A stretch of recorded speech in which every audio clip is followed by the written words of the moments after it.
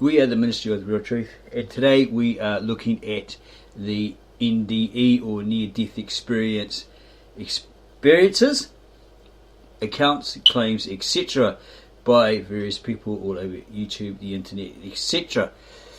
We have watched these extensively and noticed that they all have a different story. None is not the same. They all varied about what they saw when they went to heaven, and also what they saw when they went and experienced hell. Like someone like, is it Mary Eddie Baker, saying she had a vision, or she's taken by the Spirit, by Christ or an angel, and went to hell so she could experience exactly what it's like. She goes there and she sees like preachers, etc., reverends, pastors there burning up, saying, "Oh, I'm sorry, I ripped off my parish, etc.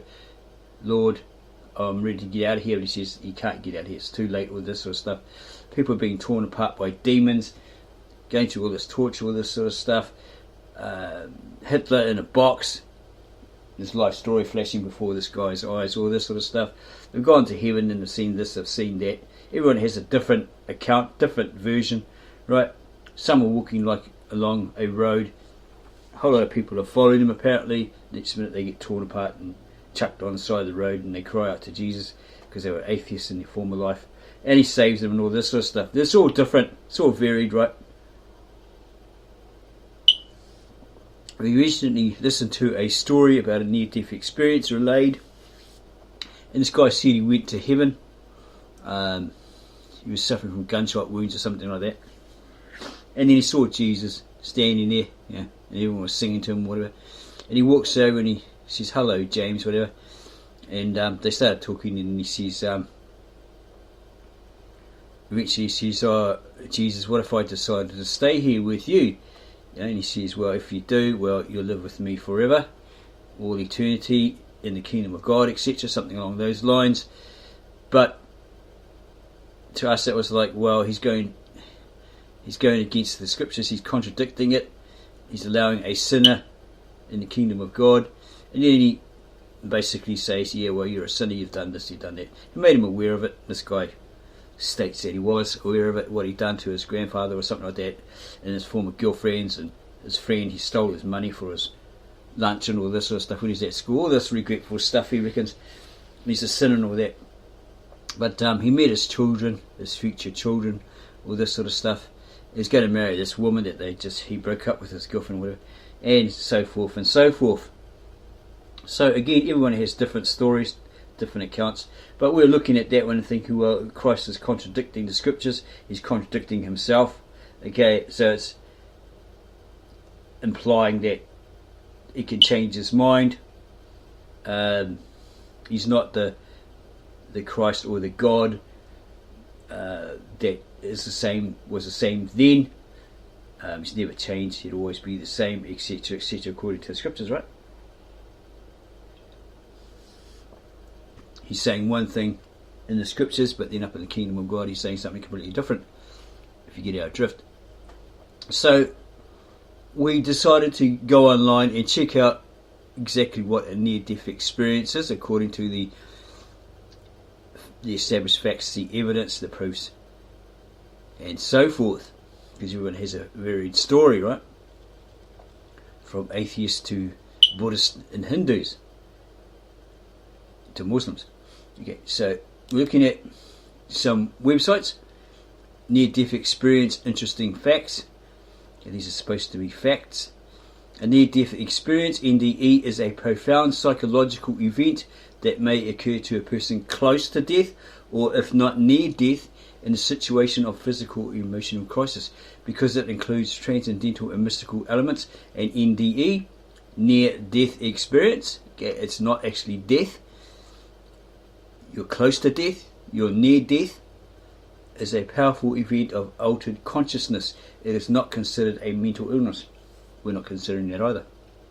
But in some cases, it could be someone's fantasy or exaggeration, phantasmal, or complete lie. Okay, to get attention, to sell a book, as on It's supernatural show, right?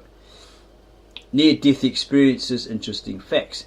1. Near-death experiences have been well documented all over the world.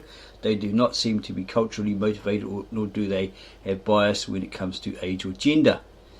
2. Accounts can be found in the folklore and writings of European, Middle Eastern, African, East Indian, East Asian, Pacific and Native American cultures. Plato, who was the first to write about it in his book Myth of we can do a video on that, the end of Book X, which was written in 420 BC. 3. The International Association for Near-Death Studies says every day in the US 800 near-death experiences occur. What about the rest of the world? 4. People's NDEs are classified either as pleasurable or distressing. Majority of near-death experiences are actually pleasurable experiences that lead to a heightened awareness of the beauty of life. We're not dying to know how the distressing ones play out. 5. There are 4 phases in a pleasurable near-death experiences. The first phase, disassociated, feels as if the individual is not connected to the physical world or even their body. The second phase, called naturalistic, which leads the individual to have an heightened awareness of their senses. People should proofread before they post. This is when colours and sounds come alive and their vision is sharpened. The third phase, quote, supernatural, unquote, encounters dead relatives passing. They can pass through the tunnel at warp speed, seeing lights passing. The fourth phase, quote, the return, unquote, where they have an option to return to their body. 6. The term coined by a French psychologist called Victor Eger, experience de mort, imminente, experience of imminent death, pertaining to climbers' stories who had fallen and experienced this event. 7. Dr. Ibn Alexander, a neurosurgeon, wrote a book about his near-death experience called Proof of Heaven. Yeah, we've come across this guy. George Michael wrote the song White Light about his own NDE. I never knew he had a near-death experience. Other famous people experienced this phenomenon, including Sharon Stone, Burt Reynolds and Gary Busey. You know Gary Busey, the actor, supposedly pulled up by the feds, etc., for his great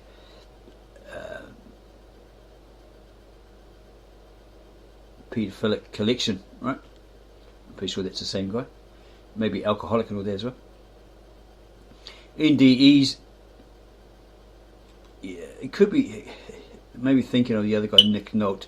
Maybe he was just a mad-ass alcoholic or something like that. Go do your own personal research on that guy. Yeah, it's probably more Nick Nolte than him. NDEs could be linked to the person's religion or the ideas of what heaven is. People of all cultures and religious backgrounds have reported similar feelings. 10. Not to be confused with an out-of-body experience, OBE. It's like, what's that? Astral travel,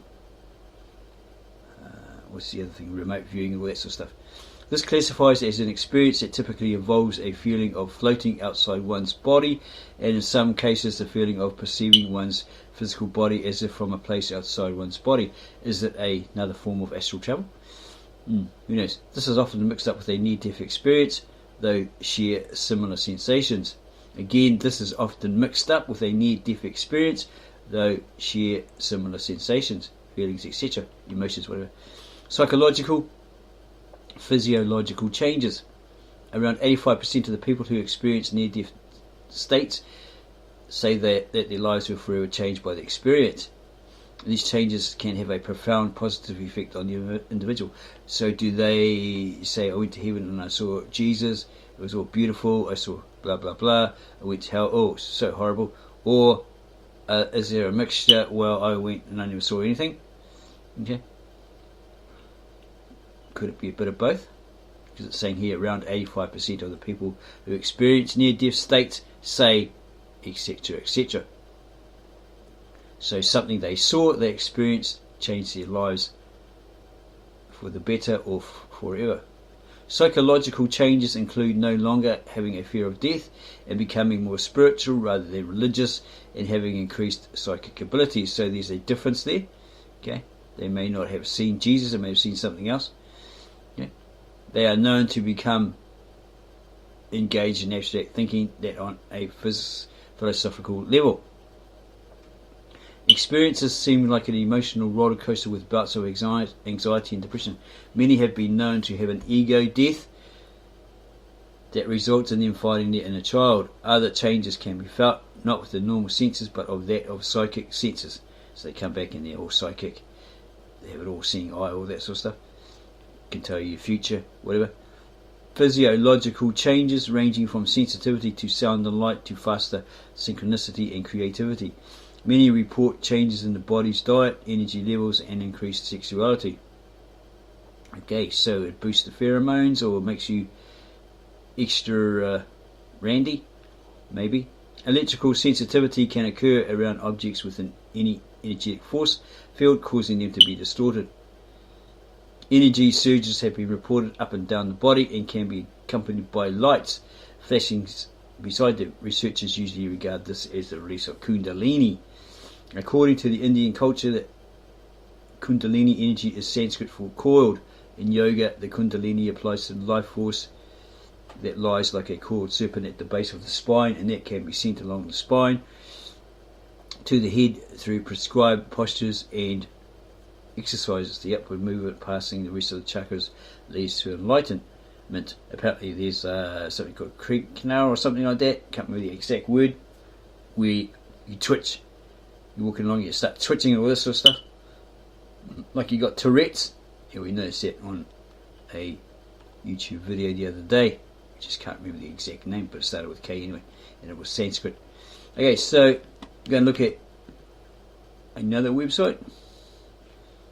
National Library of Medicine, Centre for Biotechnology and Information.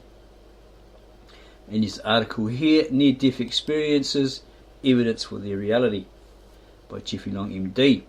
Introduction. Near-death experiences, NDEs, are reported by about 17% of those who nearly die. Okay, and there's some sort of indication here, probably a reference. NDEs have been reported by children, adult scientists, physicians, priests, ministers, among the religious and atheists, and from countries throughout the world. While no two NDEs are the same, there are characteristic features that are commonly observed in NDEs. These characteristics include a perception of seeing and hearing apart from the physical body, passing into or through a tunnel, encountering a mystical light, intense and generally positive emotions, a review of part or all of their prior life experiences, encountering deceased loved ones, and a choice to return to their earthly life. Methods. There is no uniformly accepted definition of near-death experience.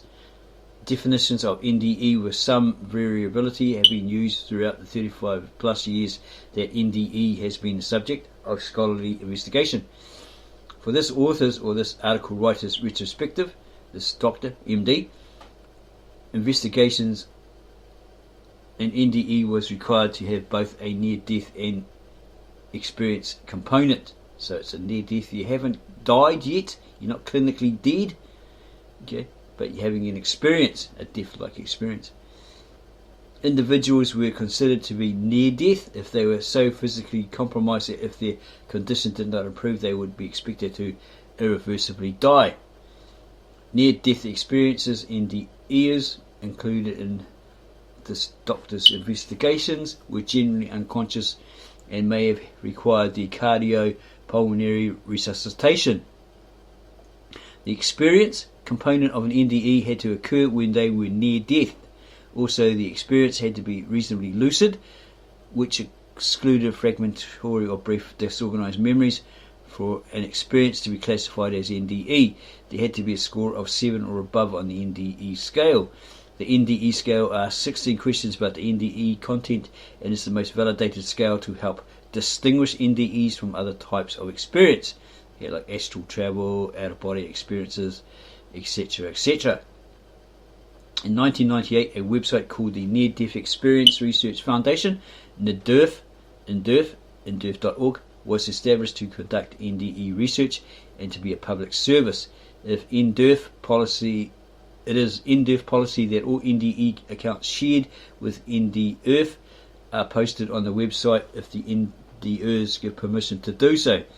Nearly all NDErs allow their experiences to be posted on the NDER website. Portions of the NDER website, including the NDE questionnaire, have been posted in over 20 different languages. The NDER website has consistently been at or near the top of websites listed from a Google search for the term, quote, near-death experiences, unquote. This prominence of the NDER website provided a unique opportunity to conduct a large-scale study of NDEs, including NDEs from around the world. At the current time of this article, there were over 3,700 NDEs posted on the NDER website, which is by far the largest collection of publicly accessible NDE accounts in the world. The NDER website has a form allowing near-death experiences to share a detailed narrative of their experiences. It includes a detailed questionnaire. Extensive prior studies found that an internet survey has validity that is equivalent to traditional pencil and paper survey. All experiences shared with the NDER website are reviewed. Sequentially, shared NDEs from the NDER website were studied. NDEs included for study were single NDE accounts shared in English and were shared by the individual who personally had the NDE. An investigation of the NDEs shared with NDER led to 9 lines of evidence suggesting the reality of NDE. Results suggesting the reality of near-death experiences. Line of evidence 1. Lucid, organised experiences while unconscious, comatose or clinically dead.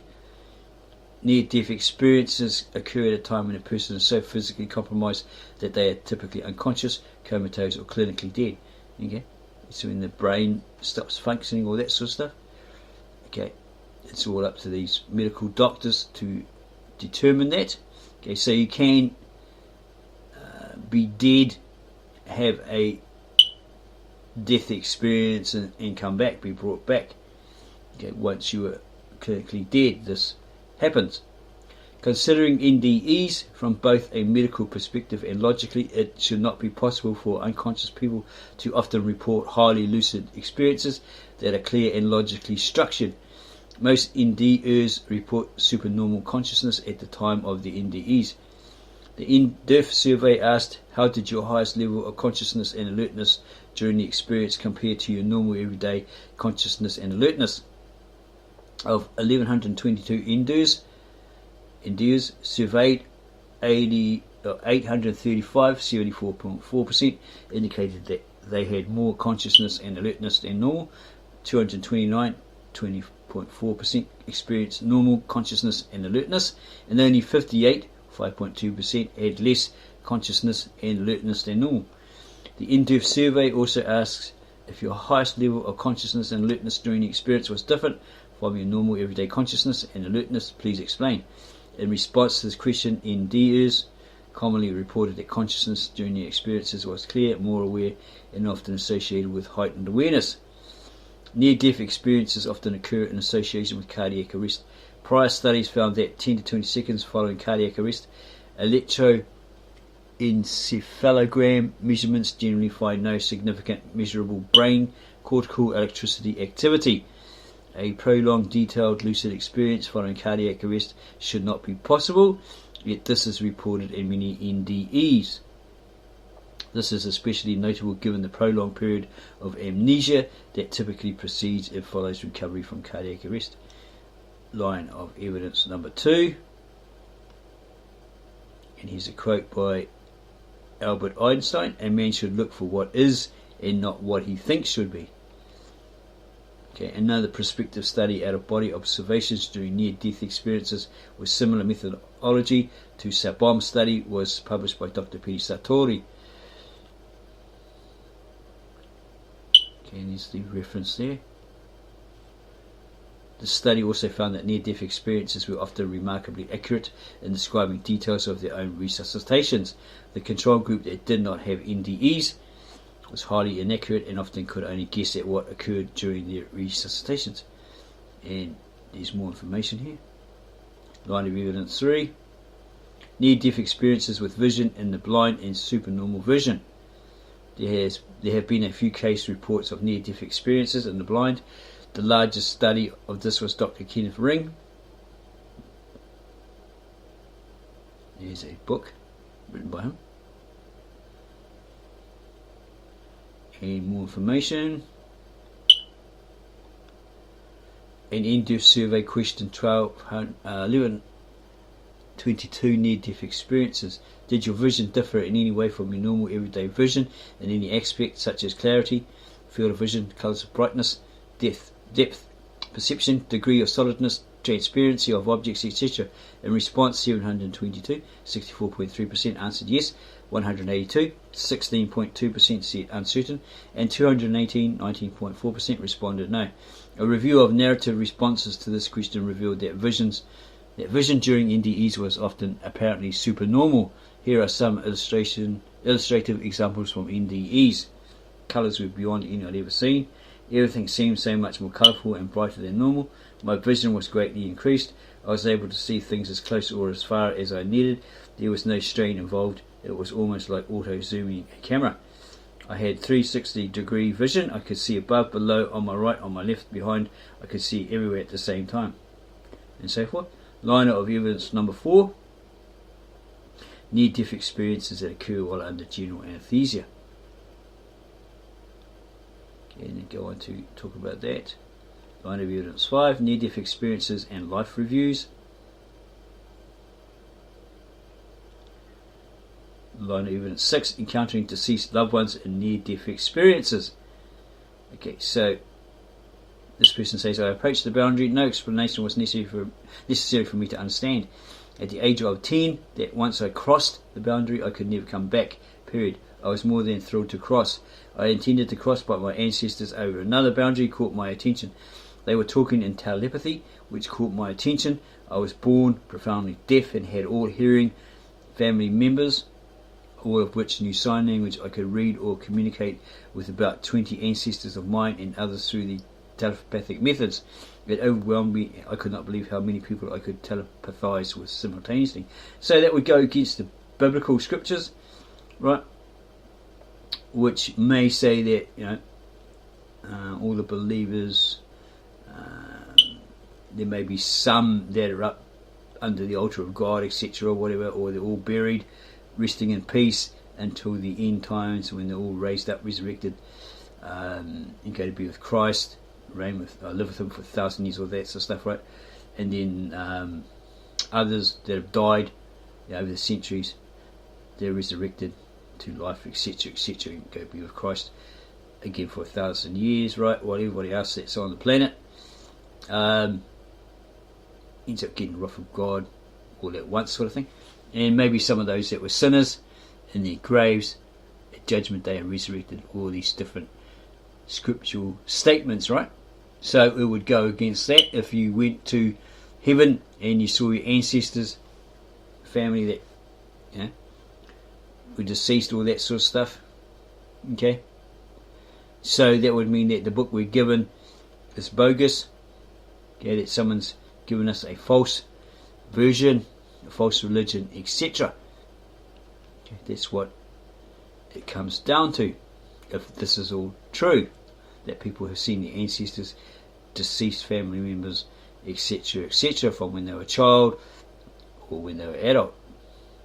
Okay, you see we've got something about Iranian Muslims having NDEs.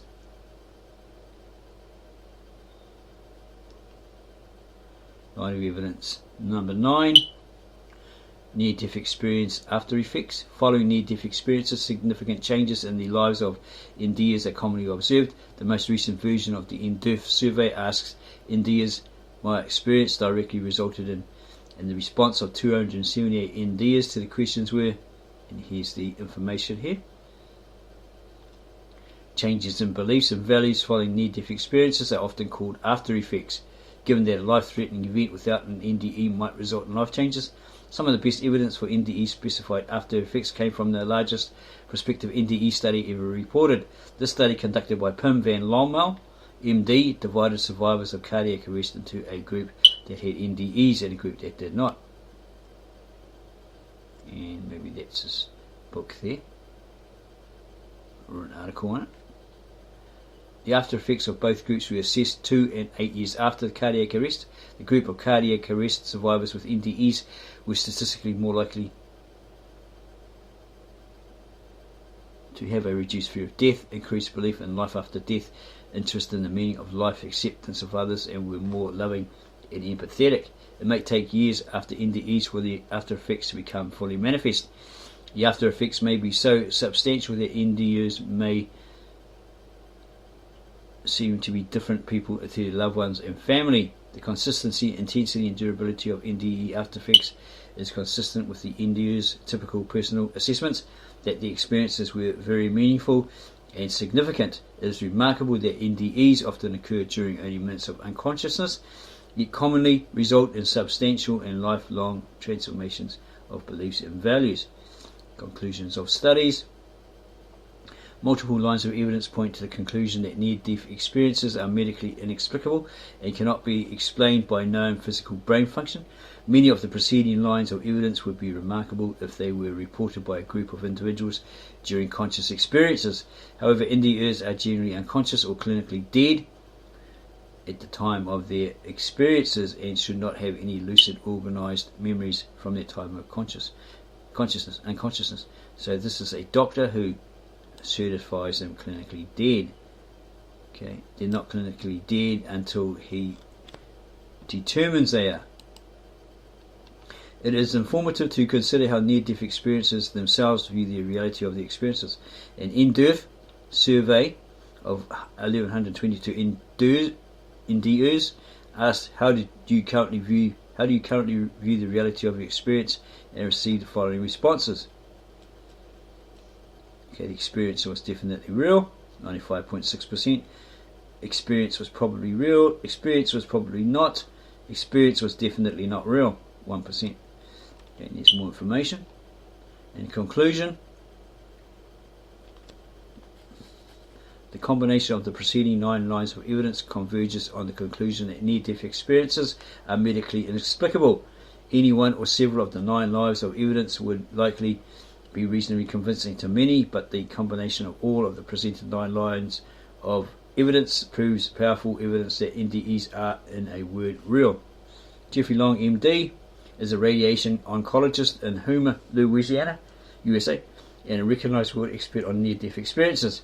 Dr. Long established the non-profit Near-Death Experiences Research Foundation and a website forum for people to share their NDEs. You can contact him. There he is there. Okay, so that's what they're saying. NDEs in a word are real. Yeah, sure, for sure. People are experiencing something, aren't they? We're not saying that they aren't. Okay, Wikipedia explains what is a near-death experience. A near-death experience, NDE, is a profoundly personal experience associated with death or impending death. Okay, you're not dead. Okay, you have these symptoms. Yeah, that you're going to die. You might die, or you appear to be brain dead or whatever, right? Which researchers claim share similar characteristics. When positive, such experiences may encompass a variety of sensations, including detachment from the body, feelings of levitation, total serenity, security, warmth, the experience of absolute dissolution, and the presence of other light. When negative, such experiences may include sensations of anguish and distress. Explanations for NDEs vary from scientific to religious. Neuroscience is the scientific study of the nervous system.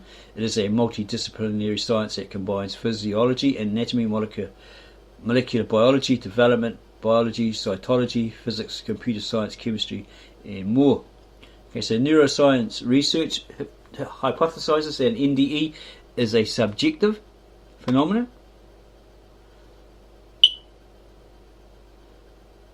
Okay, it's not giving you the meaning of it here. Okay, there's many for's and against, probably facts, etc., etc. Subjective phenomena resulting from disturbed bodily multisensory integration that occurs during life-threatening events. Some transcendental. Transcendence is the basic ground concept from the world's literal meaning of climbing or going beyond, albeit with varying connotations in its different historical and cultural stages. It includes philosophy, systems and approaches, etc. So probably like Hindu, Sanskrit, all those sort of religious ideas. Okay, transcending from one to another. In religion, transcendence is the aspect of a deity's nature and power that is completely independent of the material universe, beyond all known physical laws. This is contrasted with immanence, where a god is said to be fully present in the physical world, etc. And about religious beliefs about an afterlife is a purported existence in which the essential part of an individual's identity or the stream of consciousness continues to live after the death of the physical body. According to various ideas about the afterlife, the essential aspect of the individual, etc., include descriptions similar to NDEs. In the US, an estimated 9 million people have reported an NDE, according to a 2011 study in Annals of the New York Academy of Sciences. Most of these near-death experiences result from serious injury that affects the body or brain. Okay, and there's etymology, the origin of that word. The equivalent French term expérience de mort imminente, we don't know French, just guessing at it, experience of imminent death, was proposed by French psychologist and epistemologist. Okay, here's what a psychologist is, and here's what a epistemologist is. Victor Eger, as a result of discussions in the 1890s among philosophers,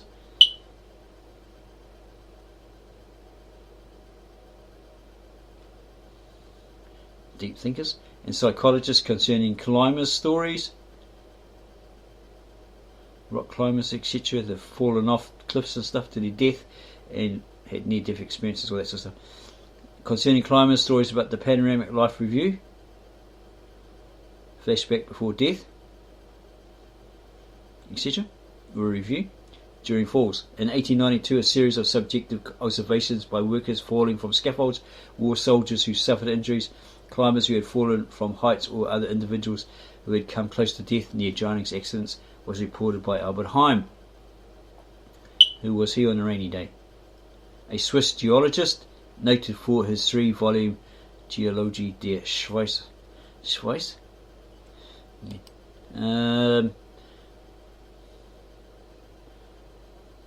This was also the first time the phenomenon was described as clinical syndrome.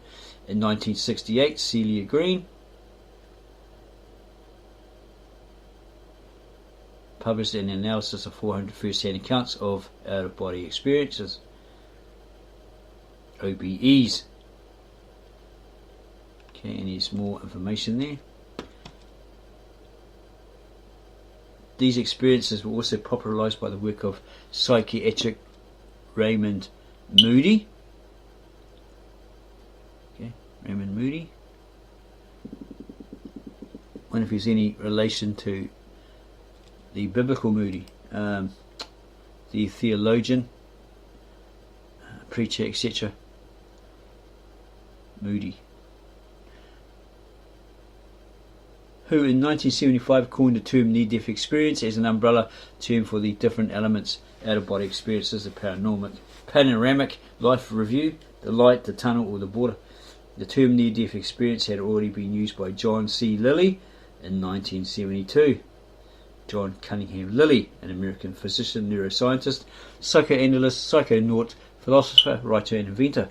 He was a member of a generation of counterculture scientists, etc., etc., and thinkers that included Timothy Leary, Ram Dass, etc. Characteristics, it's all here. Researchers have identified the common elements that define near-death experiences. Bruce Grayson argues that the general features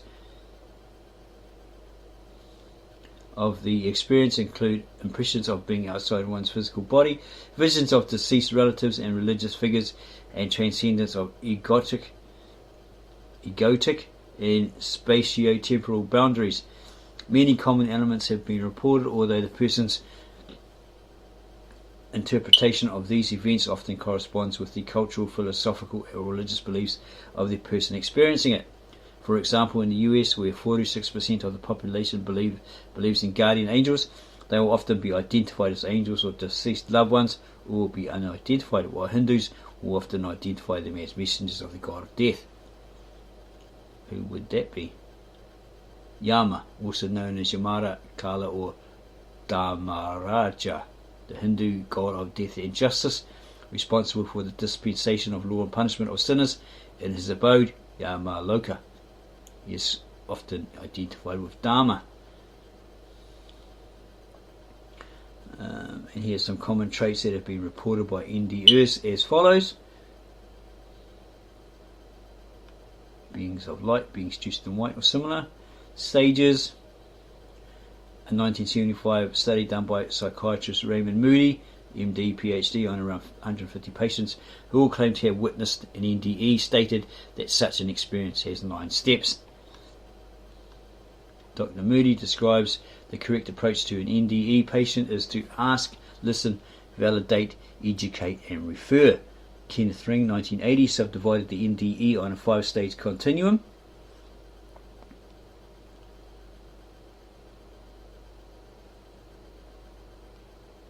Using Moody's 9-step experiment as inspiration. Somebody, obviously, it's either a different kind of word to inspiration, or somebody can't spell properly and they didn't do a spell check. The subdivisions were, and they're all listed here. There's also a final stage in NDEs, which is the person in question returning to their life on Earth. Charlotte Marshall, a neuropsychologist from the University of Liga, is that how you say it? It's in French. Okay, in the University Hospital of Liga, who led a team that investigated 154 NDE cases, concluded that there is not a fixed sequence of events. Yvonne Casson, MD, classified near-death experiences into 3 types. 1, the out-of-body type, 2, the mystical or white light type, and 3, the distressing type. Causes. There are a few possible causes of near-death experience. People are anticipating these experiences. Mental and emotional response to the threat of death. Physical reports of the brain, or physical responses of the brain. Clinical circumstances.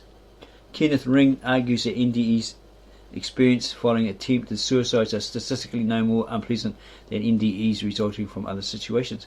In one series of NDEs, 22% occurred during general anesthesia.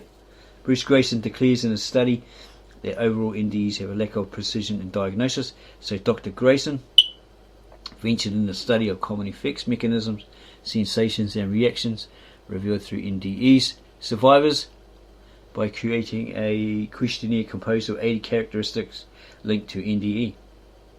He performed many studies averaging 70 respondents per study. Nevertheless, he believed that his preliminary form wasn't precise enough, so Dr. Grayson went on to extend his research through tests and analysis, collecting essential data that resulted in him coming up with an exemplary scale for many researchers to use for their studies that goes as follows. And he's asking a lot of questions here. Did time seem to speed up? Were your thoughts speeded up or sped up? Did scenes from your past come back to you? Did you suddenly seem to understand everything? Did you have a feeling of peace or pleasantness? Okay, and there's the weighted responses there. Did you come to a border point of no return? Okay, this scale has helped many researchers advance and enrich their discovery, most notably Dr. Long. Jeffrey Long set out to discover the reality of near-death experiences, and more information there. After effects. NDEs are associated with changes in personality and outlook. Ring has identified a consistent set of value and belief changes associated with people who have had a near-death experience. Among these changes, he found a greater appreciation for life, higher self-esteem, greater compassion for others, less concern for acquiring material wealth, a heightened sense of purpose and self-understanding, desire to learn, elevated spirituality, greater ecological sensitivity and planetary concern, a feeling of being more intuitive, no longer worrying about death and claiming to have witnessed an afterlife. However, not all after effects are beneficial, and Grayson describes circumstances where changes in attitudes and behaviour can lead to psychosocial and psycho-spiritual problems. And some historical reports. NDEs have been recorded since ancient times. The oldest known medical report of near-death experiences was written by a Frenchman, 18th century French military doctor, who described such a case in his book Antidotes of Medicine, etc., etc. In the 19th century, a few studies moved beyond individual cases, one privately done by members of the Church of Jesus Christ of Latter-day Saints, and one in Switzerland. Up to 2005, 90% of world cultures are known to have made some mention of NDEs. A number of more contemporary sources report the incident of near-death experiences as 17% amongst critically ill patients in 9 prospective studies from 4 different countries, 10 to 20% of people who have come close to death. Near-death studies, Bruce Grayson, Kenneth Ring, Michael Sabom, etc., etc. Information about them. Melvin Morse, Pioneer study in 2001. Van Lommel study, 2001.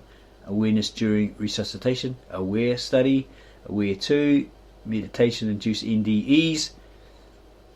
Okay, it's a 3-year longitudinal study has revealed that some Buddhist meditation practitioners are able to willfully induce near-death experiences at a pre-planned point in time.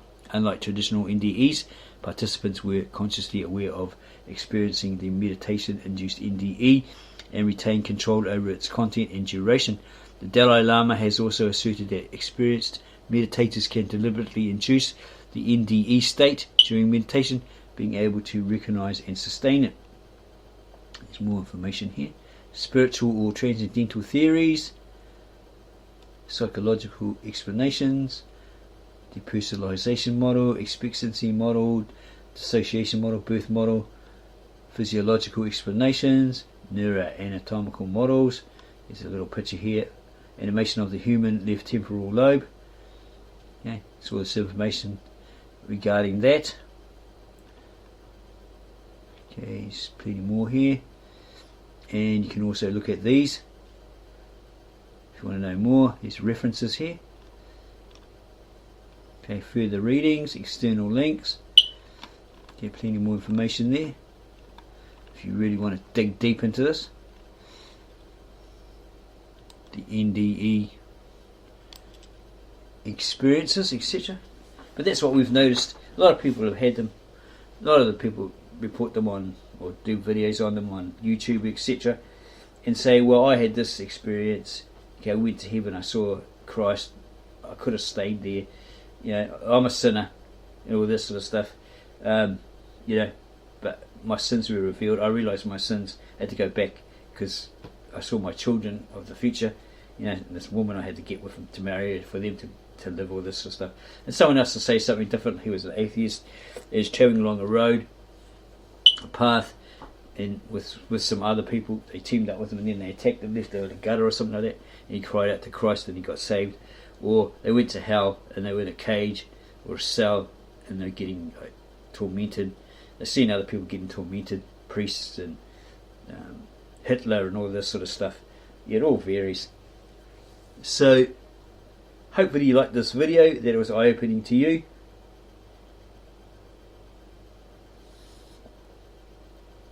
If so, subscribe to our channel, give us a like, add your comments, and go tell your family, friends, neighbours, etc.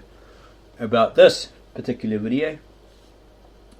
If you've always wondered about death, near-death experiences, astral travel, all this sort of stuff, right? What's the reasons behind it? What are the facts about these NDEs?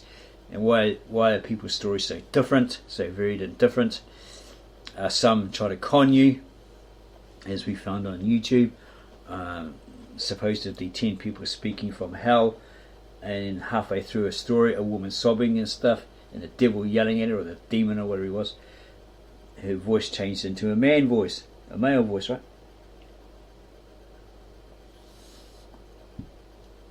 So it gave us the impression that they used a voiceover or change, we call it a software that changes your voice.